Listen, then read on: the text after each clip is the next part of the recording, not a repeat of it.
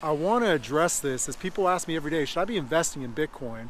And so my answer to people is always, well, why would you invest in Bitcoin? And I don't mean this sarcastically. I really just want to know. I want to know, what's your strategy? What are you hoping to accomplish? And more often than not, you know what I get is people can't even tell me why they would. I'll ask them to explain Bitcoin to me. How does it work? And people are clueless. I'll say, so why do you want to invest in this? And people will tell me, well, it's because it's making money right now. And so I always circle right back around to, are you going to invest as an amateur or are you going to invest as a professional? See, professionals do their research, they take the time to understand what's happening, they listen to the advice of others who have a proven track record of success, and they don't buy based on market sentiment. And I feel like that's what's happening with Bitcoin right now, is you have to understand that Bitcoin is a commodity. I understand blockchain, I understand the technology piece, I understand that people think it's going to replace currency the way that we have it today, and who knows, maybe it will.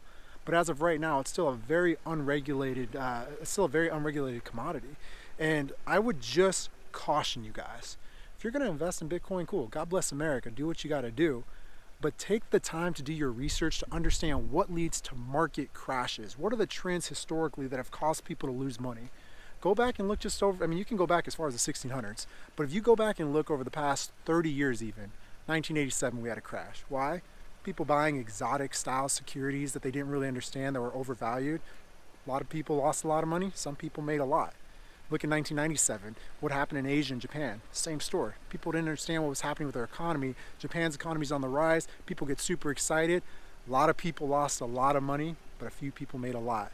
Dot-com bubble, same story. You look at 2007, 2008, same exact story. And so what I would caution you guys, there's professionals out there that are gonna make a ton of money with this whole cryptocurrency thing. But the majority of people who are just buying in because it's the cool thing, what they're gonna do is they're gonna be the ones who bear the brunt when the market goes down. And I don't care what anyone tells you, all the people talking about how amazing cryptocurrency is and all the money they're making, good, that's awesome. But there has never once in the history of mankind been an investment product that didn't have both ups and downs. We haven't really seen a lot of the downs. We've seen some of the volatility, but Bitcoin's still been on the rise. But what I would really caution you to look at is Bitcoin doesn't derive its value from anything other than the way people feel about it.